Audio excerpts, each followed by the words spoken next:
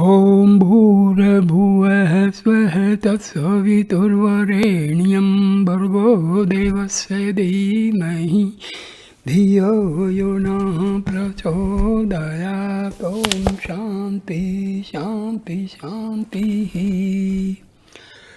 To continue the videos on talks with Maharishi Ramana, I start video number 15 with talk number 251. An aristocratic lady looking very intelligent though pensive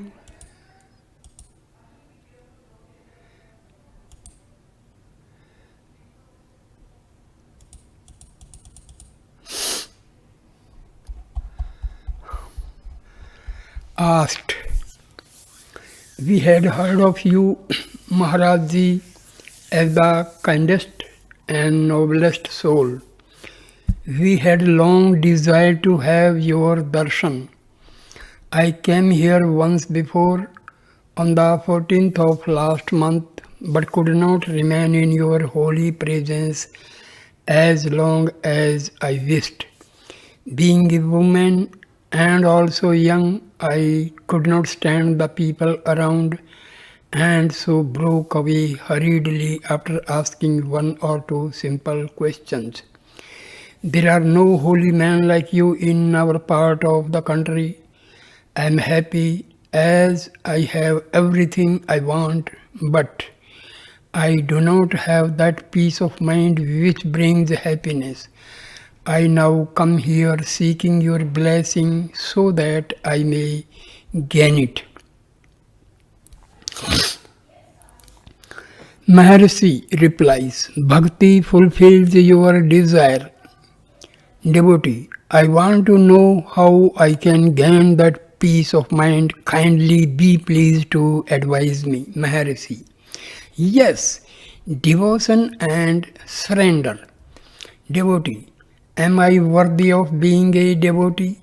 Maharishi: "Everyone can be a devotee. Spiritual fare is common to all and never denied to anyone, be the person old or young, male or female." Devotee: "That is exactly what I am anxious to know. I am young and a grahini housewife. There are duties of grihastha dharma. The household. Is a devotion consistent with such a position?" Maharishi replies, "Certainly. What are you? You are not the body. You are pure consciousness. Grihastha dharma, household duty, and the world are only phenomena appearing on that pure consciousness. It remains unaffected. What prevents you from being your own self?"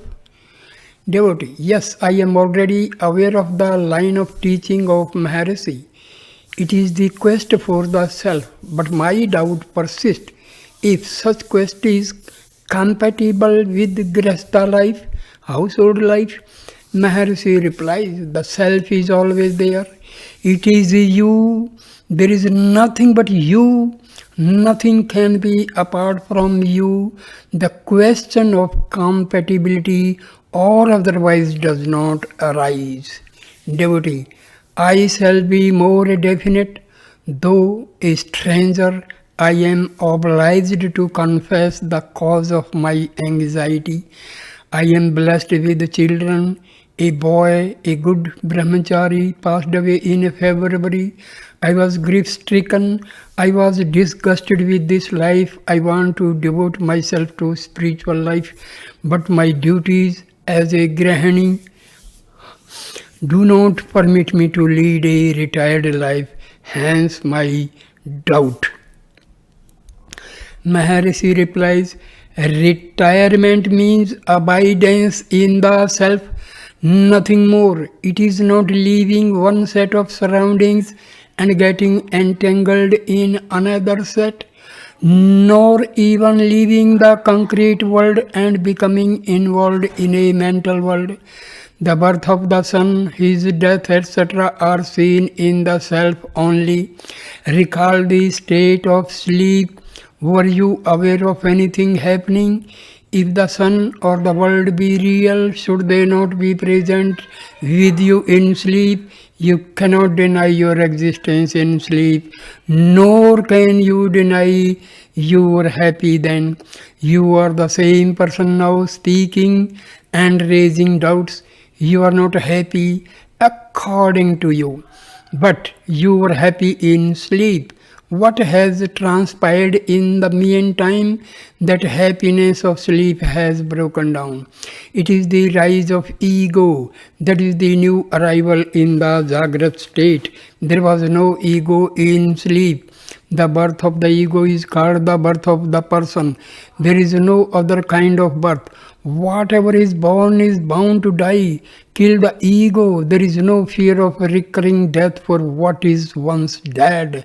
The self remains even after the death of the ego. That is bliss. That is immortality. Devotee, how is that to be done? Maharishi replies, see for whom these doubts exist. Who is the doubter? Who is the thinker? That is the ego. Hold it. The other thoughts will die away. The ego is left pure. See where from the ego rises. That is pure consciousness. Devotee puts the question. It seems difficult. May we proceed by Bhakti Marga? Mercy. It is according to individual temperament and equipment. Bhakti is the same as Vichara. Devotee. I mean meditation, etc. Maharishi. Yes, meditation is on a form that will drive away other thoughts. The one thought of God will dominate others. That is concentration. The object of meditation is thus the same as that of Vichara. Question by devotee. Do we not see God in concrete form? Maharishi. Yes. God is seen in the mind. The concrete form may be seen. Still it is only in the devotee's mind. The form and appearance of God manifestation are determined by the mind of the devotee. But it is not the finality. There is the sense of duality. It is like a dream vision. After God is perceived, Vichara commences. That ends in a realization of the self. Vichara is the ultimate route. Of course, a few find Vichara practicable, others find Bhakti easier. Question by devotee. Did not Mr. Brunton find you in London? Was it only a dream? Maharishi replies, yes, he had the vision. He saw me in his mind. Devotee, did he not see this concrete form? Maharishi, yes, still in his mind. Devotee, how shall I reach the self? Maharishi, there is no reaching the self. If the self were to be reached, it would mean that the self is not now and here, but that is, it should be got anew. What is got afresh will also be lost, so it will be impermanent. What is not permanent is not worth striving for. So I say the self is not reached. You are the self. You are already that. The fact is that you are ignorant of your blissful state. Ignorance supervenes and draws a veil over the pure bliss. Attempts are directed only to remove this ignorance. This ignorance consists in working knowledge. The wrong knowledge consists in the false identification of the self with the body, the mind, etc. This false identity must go and there remains the self. Question by devotee. How is that to happen? Maharishi replies, by inquiry into the self. Devotee. It is difficult. Can I realize the self? Maharaj, kindly tell me. It looks so difficult. Maharishi replies, you are already the self. Therefore, realization is common to everyone. Realization knows no difference in the aspirants. This very doubt, can I realize, or the feeling I have not realized, are the obstacles. Be free from these also. Question by devotee. But there should be the experience. Unless I have the experience, how can I be free from these afflicting thoughts? Mercy. These are also in the mind. They are there because you have identified yourself with the body. If this false identity drops away, ignorance vanishes and truth is revealed. Devotee puts the question, yes, I feel it difficult. There are disciples of Bhagwan who have had his grace and realized without any considerable difficulty. I too wish to have that grace. Being a woman and living at a long distance, I cannot avail myself of Maharishi's holy company as much as I would wish and as often as I would. Possibly I may not be able to return. I request Bhagwan's grace. When I am back in my place, I want to remember Bhagwan. May Bhagwan be pleased to grant my prayer. Maharishi, where are you going? You are not going anywhere. Even supposing you are the body, has your body come from Lucknow to Tiruvannamalai? You had simply sat in the car and one convenience or another had moved, and finally you say that you have come here. The fact is that you are not the body. The self does not move. The world moves in it. You are only what you are. There is no change in you. So then, even after what looks like departure from here, you are here and there and everywhere. These scenes shift. As for grace, grace is within you. If it is external, it is useless. Grace is the self. You are never out of its operation. Grace is always there. My dear friends, make note of these utterances of Bhagwan. I again repeat. As for grace, grace is within you. If it is external, it is useless. Grace is the self. You are never out of its operation. Grace is always there. Please make note of this statement. Question by devotee. I mean that when I remember your form, my mind should be strengthened and that response should come from your side too. I should not be left to my individual efforts, which are after all only weak. Maharishi replies, grace is the self.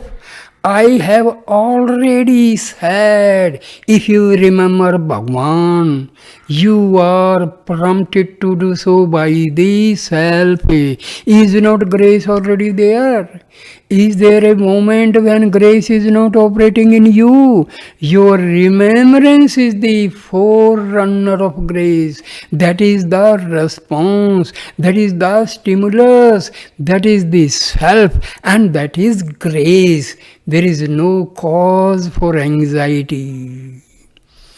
Devotee. Can I engage in spiritual practice even remaining in samsara? Mercy, yes, certainly one ought to do so. Question by devotee. Is not samsara a hindrance? Do not all the holy books advocate renunciation?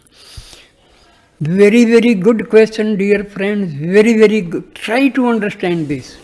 Maharishi replies, samsara is only in your mind. The world does not speak out saying, I am the world. Otherwise, it must be ever there, not excluding your sleep. Since it is not in sleep, it is impermanent. Being impermanent, it has no stamina. Having no stamina, it is easily subdued by the self. The self alone is permanent. Renunciation is not identification of the self with the non-self. On the disappearance of ignorance, the non-self ceases to exist. That is true renunciation. Question by devotee. Why did you then leave your home in your youth? Mercy. That is my prarabdha fate. One's course of conduct in this life is determined by one's prarabdha. My prarabdha is this way. Your prarabdha is that way. Devotee. Should I not also renounce? Mercy, if that had been your prarabdha, the question would not have arisen. Devotee, I should therefore remain in the world and engage in spiritual practice. Well, can I get realization in this life, Maharshi? This has been already answered. You are always the self.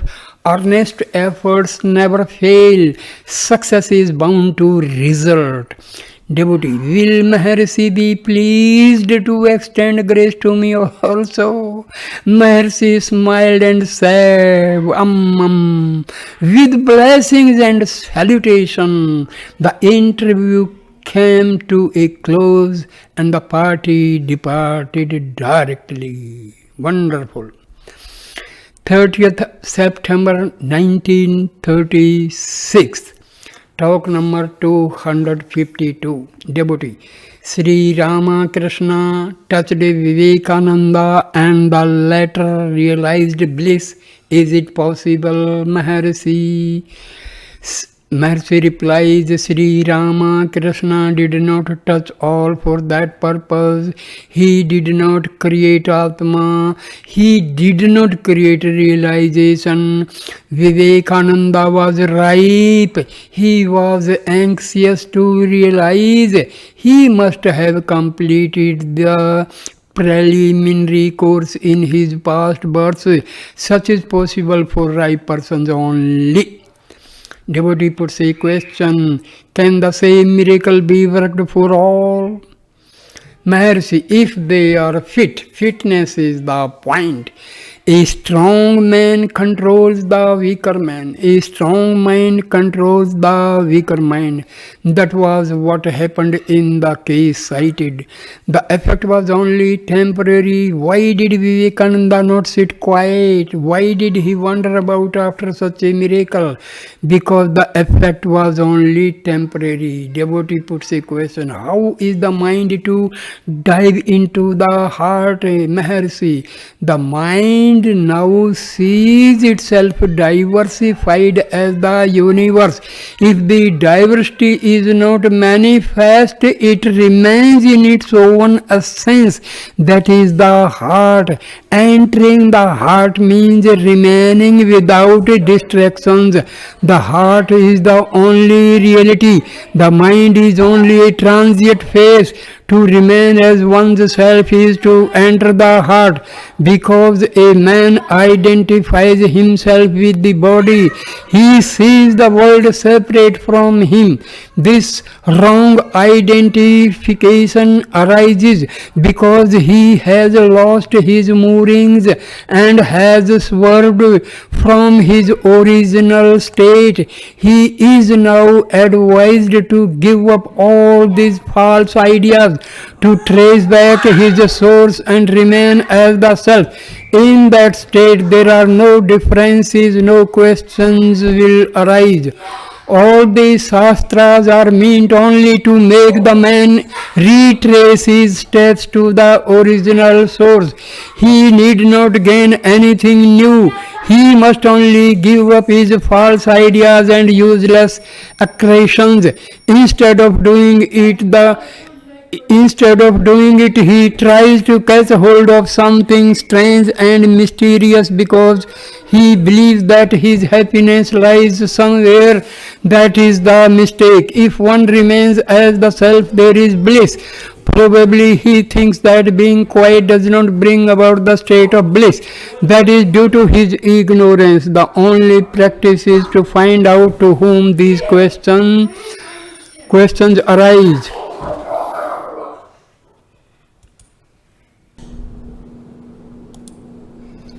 How to control lust, anger, etc. Maharshi replies, whose are these passions? Find out. If you remain as the self, there will be found to be nothing apart from the self, then there will be no need to control, etc. Devotee question. If a person whom we lose, if a person whom we love dies, grief results. Shall we avoid such grief by either loving all alike or by not loving at all? Maharshi, if one dies, it results in grief for the other who lives. The way to get rid of grief is not to live. Kill the one who grieves. Who will remain then to suffer? The ego must die. That is the only way. The two alternatives amount to the same state when all have become the one self who is there to be loved or hated. Question by devotee. What is the sun marga? What is the moon marga? Which of them is easier? Maharshi replies, Ravi marga. Sun marga is jnana. Moon marga is yoga. They think that after purifying the 72,000 nadis in the body, Sushumna is entered and the mind passes up to the Sahasrara and there is nectar trickling. These are all mental concepts. The man is already overwhelmed by world concepts. Other concepts are now added in the shape of this yoga. The object of all this is to rid the man of concepts and to make him inhere as the pure self, that is, absolute consciousness bereft of thoughts. Why not go straight to it? Why add new encumbrances to the already existing ones? 1st October 1936, talk number 253. Mr. F.G. Pierce, Principal, Scindia School, Gwalior, Bhagwan has stated in Sadvidya Anubandham, supplement Sloka 36, the illiterates are certainly better off than the literates whose egos are not destroyed by the quest of the self.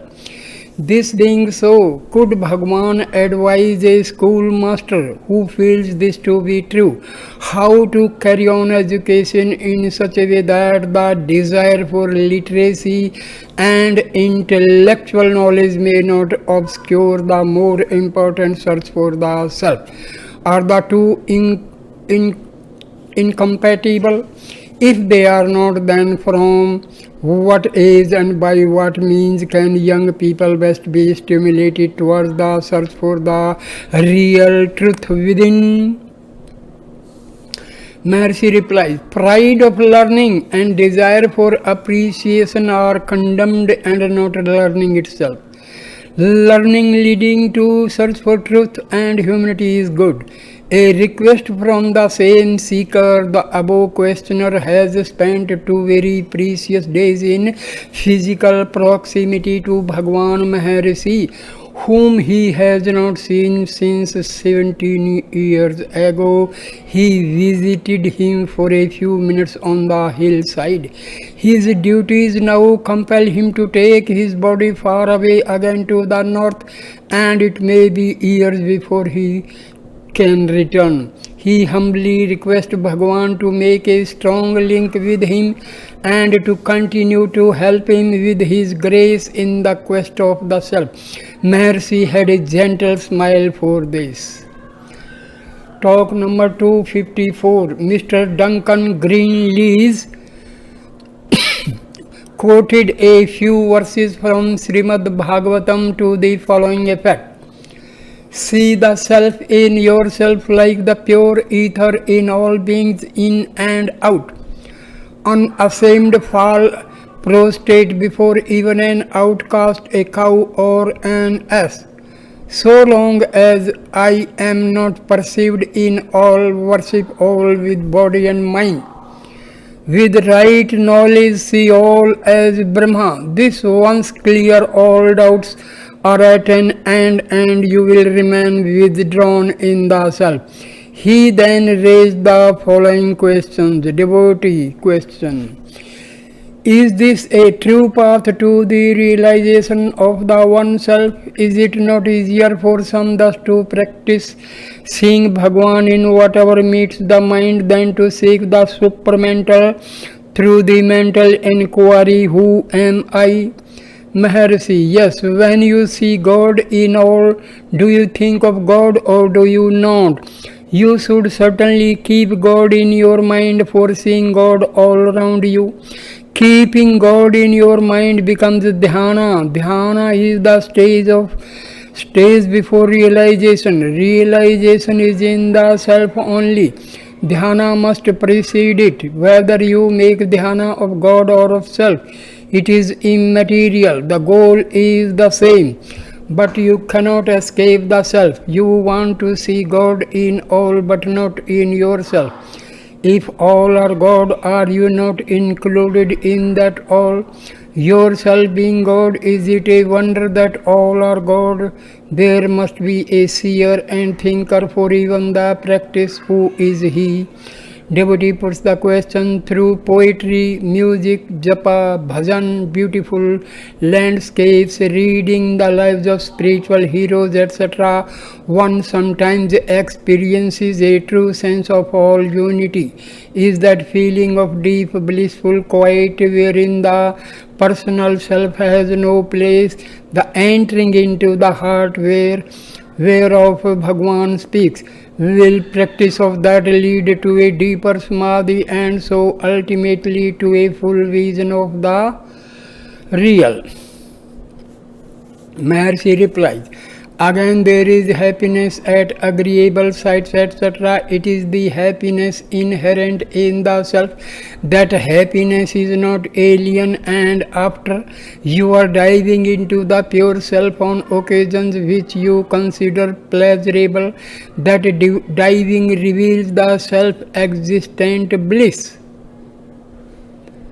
But the association of ideas is responsible for foisting this bliss onto other things or happenings. In fact, it is within you. On these occasions you are plunging into the self. Though unconsciously you do so, consciously you call it realization. I want you to dive consciously into the self, that is into the heart. Talk number 255. Devotee puts the question, if the self be always realized, we should only keep still. Is that so, Maharshi? If you can keep still without engaging in any other pursuits, it is very good. If that cannot be done, where is the use of being quiet so far as realization is concerned? So long as one is obliged to be active, let him not give up the attempt to realize the self. Talk number 256. A question was asked regarding the position of one whose jnana is weak in the scheme of things. The doubt was if that Mandaryani had stopped short of Kevala Nirvikalpa. Maharshi replies, Kevala Nirvikalpa happens even in the Tanumanasi stage of attenuated mind. Devotee puts the question, the middling and superior jnanis are said to be Jivan Muktas. Kevala Nirvikalpa is in Tanumanasa. Where does one whose jnana is weak fit in? Maharshi replies, he comes in Sattvapatti realization, whereas the middling and the superior ones come in Asma Sakti and Padratha Bhavini respectively.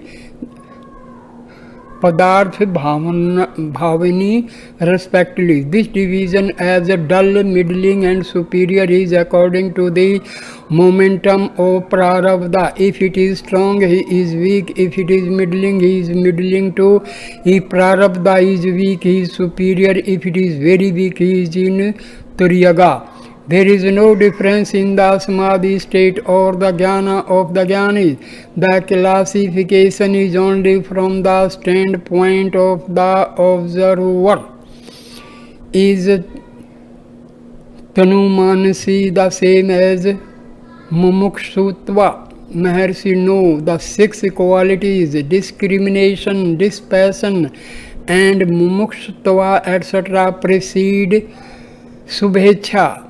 The first stage follows Mumukshutva, then comes the Vicharana, search, then the tenuous mind.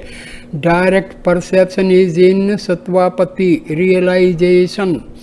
There is no need to discuss similar points. Jivan Mukti and Videha Mukti are differently described by different authorities. Videha Mukti is sometimes said to occur even when the man is seen with a body. The fact is that Mukti is another name for Aham, I. The seven Jnana Bhumikas, stage of knowledge are Subhecha, desire for enlightenment, 2. Vicharana, hearing and reflection, 3. Tanumanasi, tenuous mind, 4th. Sattvapati, self-realization, 5th. Asma Sakti, non-attachment, 6. Padartha Bhavani, absolute non-perception of objects, 7th. Turyaga, beyond words. Those who have attained the last four bhumikas are respectively called Brahmavitve, Brahmavidavara, Brahmavidvarya, and Brahmavidvarishta. Talk number 257. Devotee puts a question. A certain young man from Dindigul spoke to Sri Bhagwan, saying that he had learned by his stay for a few days that all that he needed to was to inquire, who am I? He wanted to know if any discipline was to be observed and started with the question, where should I do the inquiry, meaning if he should do it in Guru Sannidhi, the presence of the Master. Maharshi, the inquiry should be from where the I is. Devotee, people labor for gaining the summum bonum of life. I think that they are not on the right track. Sri Bhagwan has made considerable tapas and achieved the goal. Sri Bhagwan is also desirous that all should reach the goal and willing to help them to that end. His vicarious tapas must enable others to reach the goal rather easily. They need not undergo all the hardships which Sri Bhagwan has already undergone. Their way has been made easy for them by Sri Bhagwan. Am I not right? Maharshi replies. Maharshi smiled and said, if that were so, everyone would easily reach the goal, but each one must work for himself. Talk number 258. Devotee puts a question. A young man from Mysore gave a written slip to Sri Bhagwan and waited for an answer. He had asked Sri Bhagwan to say where other Mahatmas could be found whom he might approach for guidance. He confessed that he had left his home without informing his elders in order that he might seek God through Mahatmas. True, he knew nothing of God or of search for him, therefore he desired to see Mahatmas. Sri Bhagwan simply returned the note saying, I must answer any and every question. Unless I do so, I am not great. The boy tore away the slip and wrote another which said, you were kind to squirrels and hares, you fondle them when they struggle to run away from you, yet you are indifferent to human beings. For instance, I have left my home and am waiting here for a fortnight. I have had no food for some days. I am struggling still. You do not care for me. Maharshi replies, look here, I am not endowed with television. God has not bestowed that gift on me. What shall I do? How can I answer your questions? People call me Maharshi and treat me like this, but I do not see myself as a Maharshi. On the other hand, everyone is a Maharshi to me. It is good that you in this early age are attempting to see God. Concentrate on Him, do your work without desiring the fruits thereof. That's all that you should do. Talk number 259. Nada, Bindu and Kala correspond to prana, mind and intellect. Ishvara is beyond nada, sound, nada, jyoti, light, etc. are mentioned in yoga literature, but God is beyond these. The circulation of blood, respiration of air, and other functions of the body are bound to produce sound. That sound is involuntary and continuous. That is nada. Talk number 260. An extract from Hermit in the Himalayas was found in the Sunday Times. It related to recapitulations of past incarnations.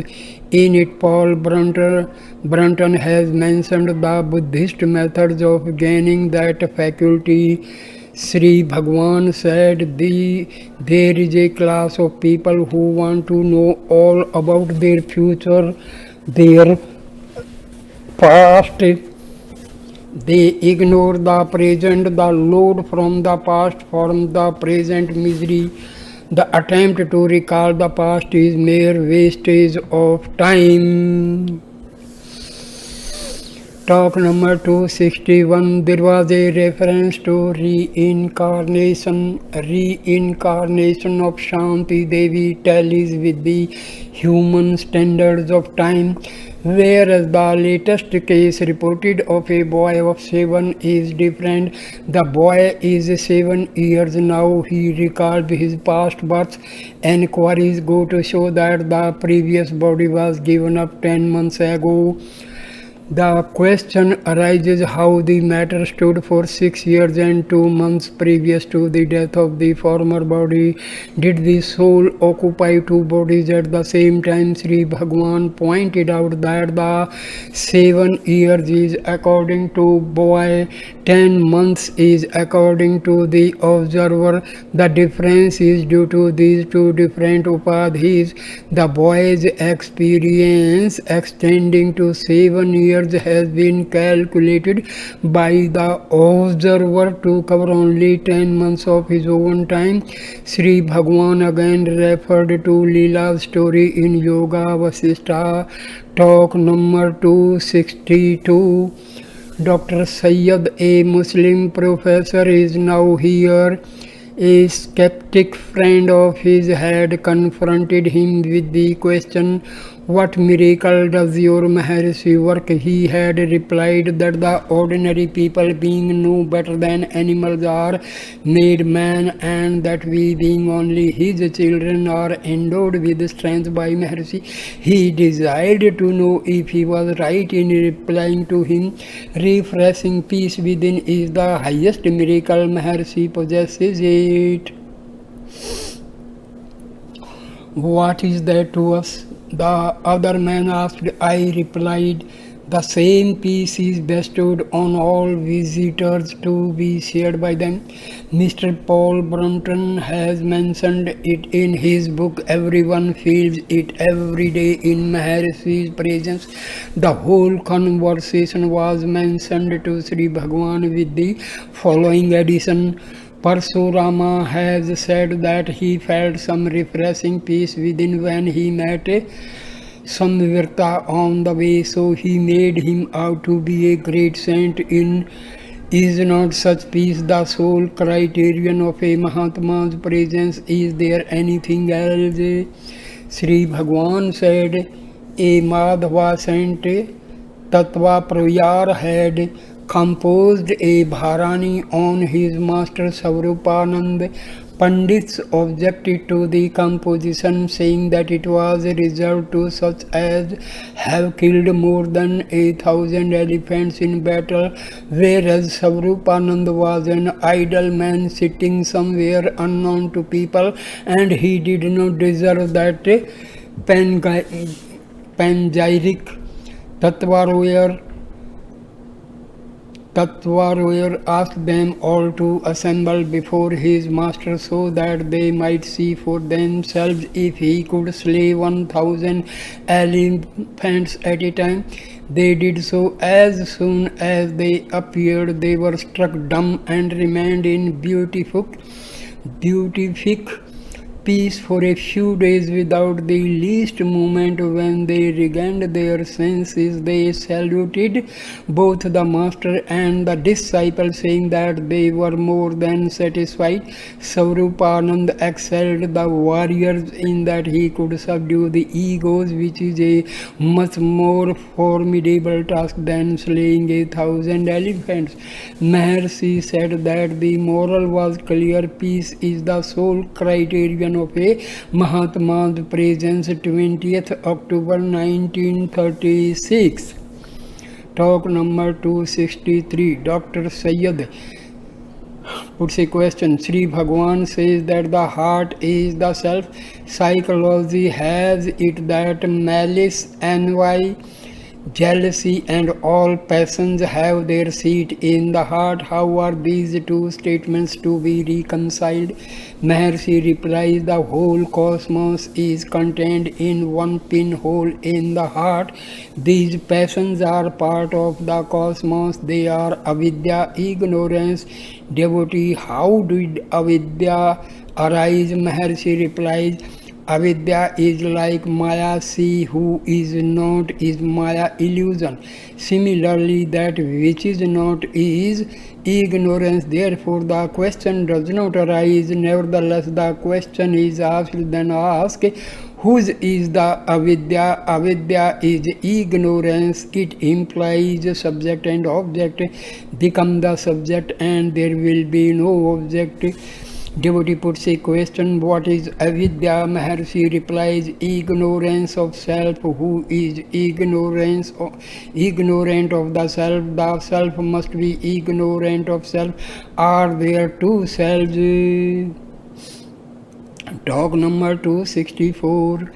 Devotee, does Bhagwan see the world as part and parcel of himself? How does he see the world? Maharshi replies, the self alone is and nothing else. However, it is differentiated owing to ignorance. Differentiation is threefold. Number 1, of the same kind. Number 2, of different kind. Number 3, as parts in itself. The world is not another self similar to the self. It is not different from the self, nor it is part of the self. Devotee, is not the world reflected on the self? Maharshi, for reflection there must be an object and an image, but the self does not admit of these differences. Devotee, does not then Bhagwan see the world? Maharshi, whom do you mean by Bhagwan? Devotee, a jiva advanced more than I. Maharshi, if you understand your jiva, the other jiva is also understood. Devotee, I do not want to discuss, I want to learn. Please instruct me. Maharshi, because you desire to learn, discussion is unavoidable.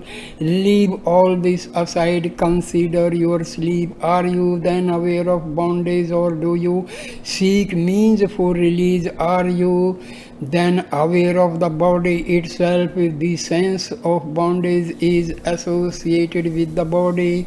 Otherwise, there is no bondage, no material to bind with, and no one to be bound. These appear, however, in your wakeful state. Consider to whom they appear. Devotee puts a question to the mind.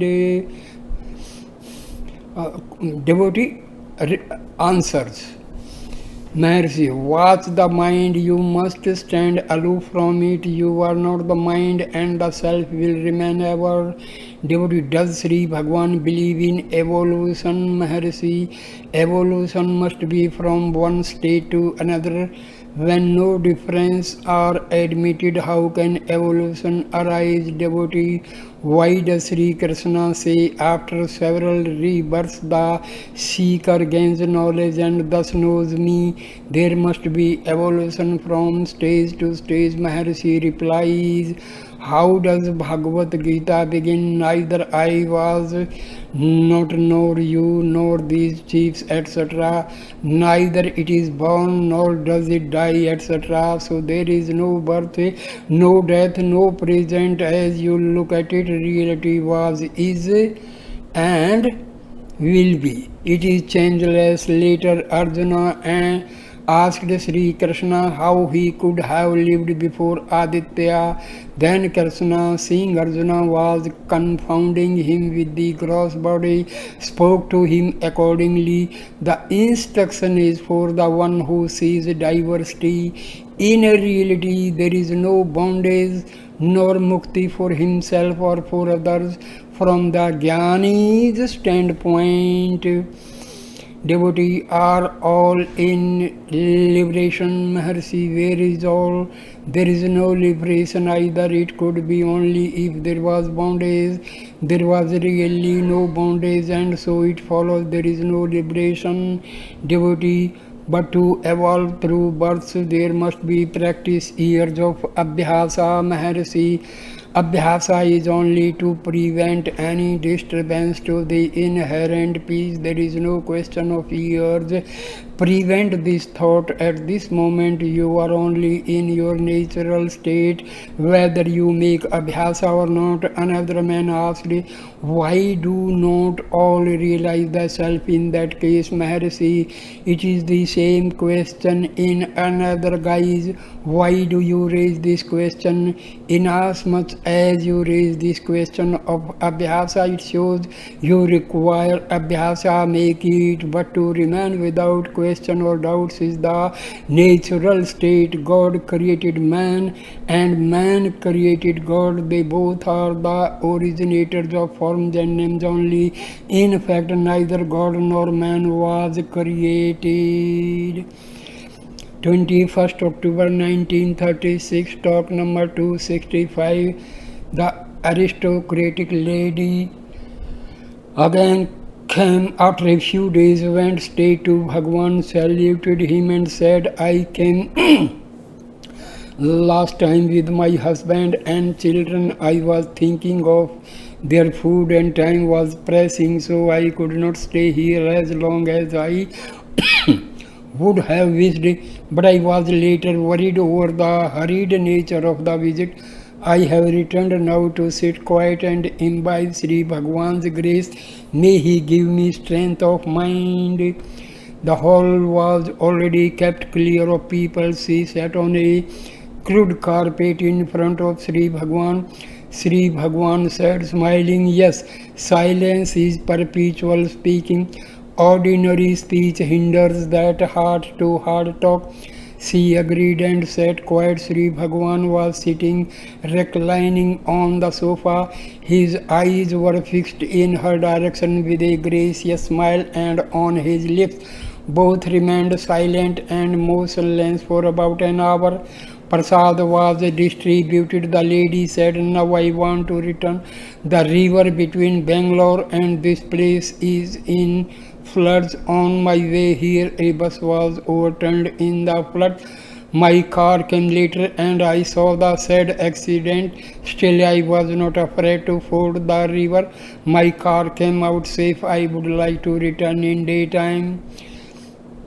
This time I shall not say is the last time I shall come. As I said on former occasions, I do not know, but it may be so. Yet Maharshi should give me strength of mind.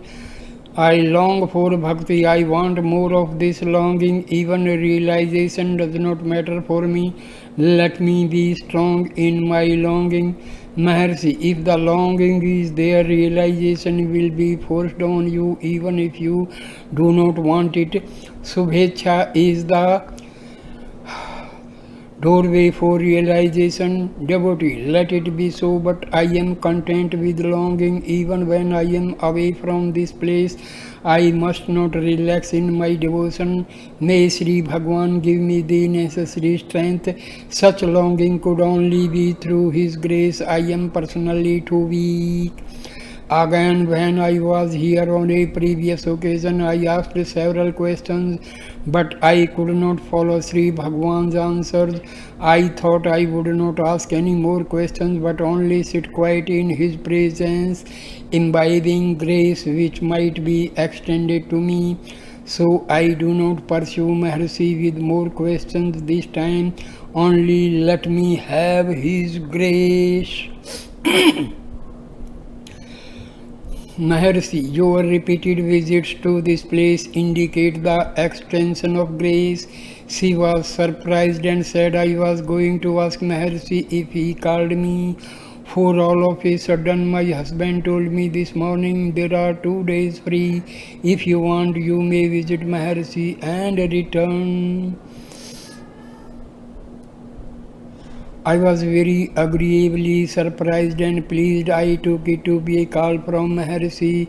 She also expressed a desire to reside near Maharshi and asked for his blessings. Maharshi said, a higher power is leading you, be led by the same.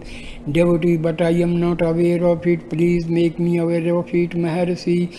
The higher power knows what to do and how to do it. Trust it. Talk number 266. The Muslim professor asked, it is said that one should give up desire, but there are the needs of the body which are irrepressible. What is to be done, Maharshi? An aspirant must be equipped with 3 requisites. Number 1, Ichha. Number 2, Bhakti. And number 3, Shraddha. Ichha means satisfaction of bodily wants without attachment to the body, such as hunger and thirst and evacuations. Unless it is done, meditation cannot progress. Bhakti and Shraddha are already known. Devotee, there are 2 kinds of desires, the baser and nobler. Is it our duty to transmute the baser one to the nobler, Maharshi? Yes. Devotee, well, Bhagwan, you said there are 3 requisites, of which Ichha is the satisfaction of natural wants without attachment to the body, etc. I take food 3 or 4 times a day and attend to bodily wants so much so that I am oppressed by the body. Is there a state when I shall be disembodied so that I might be free from the scourge of bodily wants, Maharshi? It is the attachments, raga, dvesa, which are injurious. The action is not bad in itself. There is no harm in eating 3 or 4 times, but only do not say, I want this kind of food and not that kind, and so on. Moreover, you take those meals in 12 hours of wakeful state, whereas you are not eating in the hours of sleep. Does sleep lead you to mukti? It is wrong to suppose that simple inactivity leads one to mukti. Devotee, there are said to be Sadeha Mukta, liberated in body, and Videha Mukta, liberated without body. Maharshi, there is no liberation, and where are muktas? Devotee, do not Hindu Shastra speak of mukti, Maharshi? Mukti is synonymous with the self.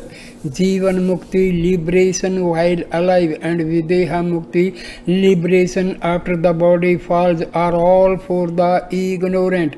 The Jnani is not conscious of Mukti or Bandha, bondage.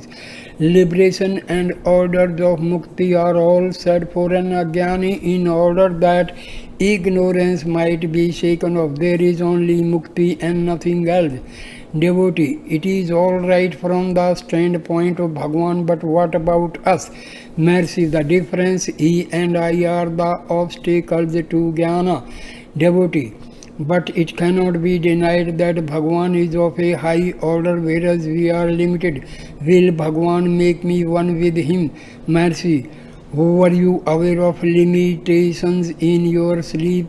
Devotee, I cannot bring down the state of my sleep in the present state and speak of it. Mercy, you need not. These three states alternate before the unchanging self.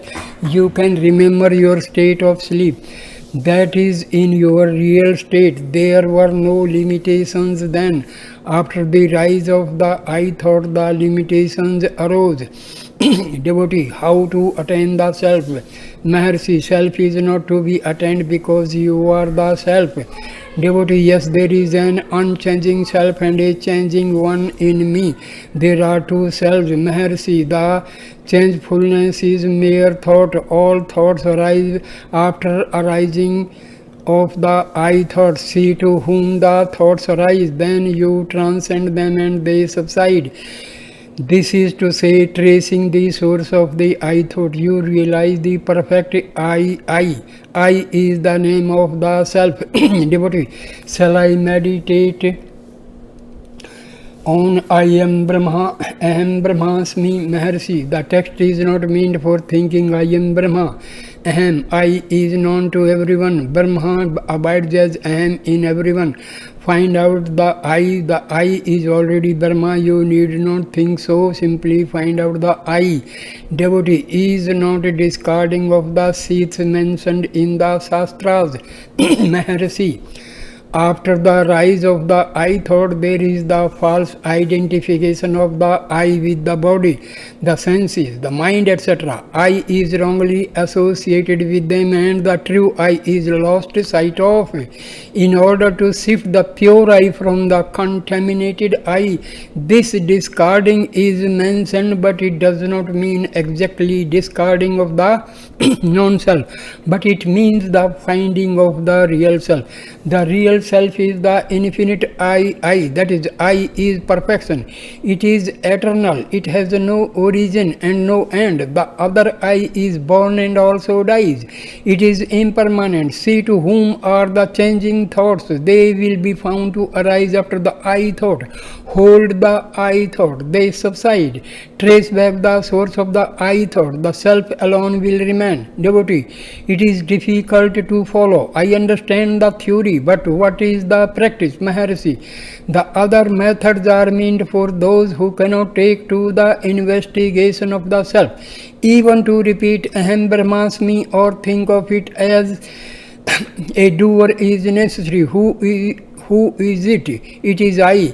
Be that I. It is the direct method. The other method also will ultimately lead everyone to this method of the investigation of the self. Devotee, I am aware of the I, yet my troubles are not ended. Maharshi, this I thought is not pure, it is contaminated with the association of the body and senses. See to whom the trouble is. It is to the I thought, hold it, then the other thoughts vanish. Devotee, yes, how to do it? That is the whole trouble. Mercy, think I, and hold to that one thought to the exclusion of all other thoughts.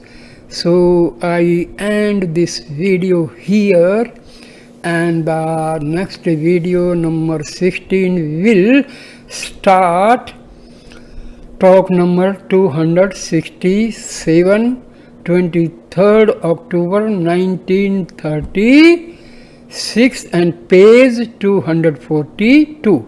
So thank you, my dear friends. Namaskar. Please like, comment and share the video and subscribe the channel. Thanks a lot. Namaskar.